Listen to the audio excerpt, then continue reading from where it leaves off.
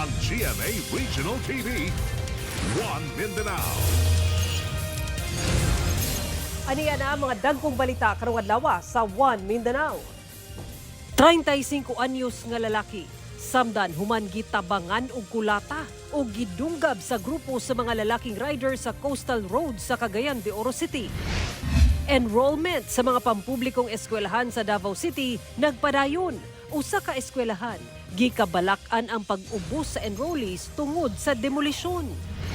5 ka maleta nga gisudlan sa mga kopya sa mga tubag ni Vice President Sara Duterte sa Articles of Impeachment gisumiti na sa Senado. Pangulong Bongbong Marcos nabalaka nga basin usabon ang mga reforma sa iyang administrasyon kung mahimong presidente si Vice President Sara Duterte.